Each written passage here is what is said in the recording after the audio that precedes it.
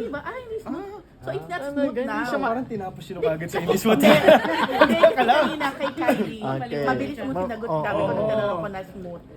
Mabilis kang nag-oo. So ngayon, nagulat kami nang tayo mong hindi. So there's something Very wrong. quiet din yung tingin namin. Wala naman kasing perfect. And that's what I love about it. Diba? Kasi pag smooth na yan, there's nothing to learn. Diba? Wala ka nang okay. matututunan eh. And sa biyahe namin ni AJ, sa mga nangyayari, and what I'm proud of it and happy about it is walang bumitaw. Diba? Walang bumitaw eh.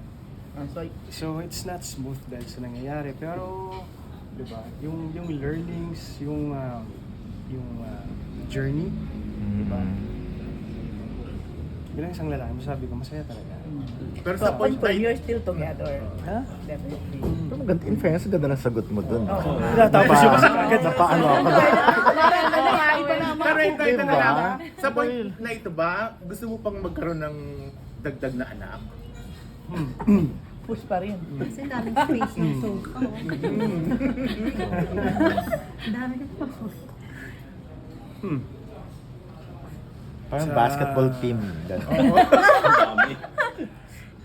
Sa punto kasi na to, ang tingin ko kasi yan ay binibigay talaga.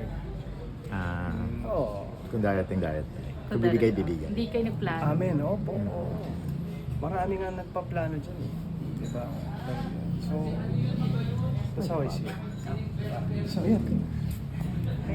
Pero ikaw natutuwa ka ba o nababother ka ba pag may nalilink kay sa ex mo? Yung wala ka ng, I mean, it's one way of saying wala ka na bang pakialam or Sino ba? Kylie! Gano'n ba sila, Grabe naman ang sino gano'n ba sila karami? Sino ba nalilink? Dati yung, Jack. dati yung tattoo guy, ngayon yung si Jack. Talaga? Hindi ka alam, hindi ka aware. Hindi nga. Eh, kasi nagsama sila Nalilink lang sa kasi ano magkasama eh. sa business tayo. Oo. In a way. At medyo, May mga sightings na may funny mga, kami. parang Pa-sweet. sila, parang gano'n. Sige, papanoorin ko muna. Tapos na eh. Parang, Alam mo, ito medyo hypothetical nga ba? Mm. Kasi kanina nasabi mo na at least ang masaya ka with you and AJ, walang bumibitaw. Somehow ba may regret ka na with your marriage with Kylie, may bumitaw? Wala akong regret eh. Siguro yung pinakaano ko na lang is yung hindi talaga mawawala. And I can pwede naman matutunan yung sa mga bata. Diba?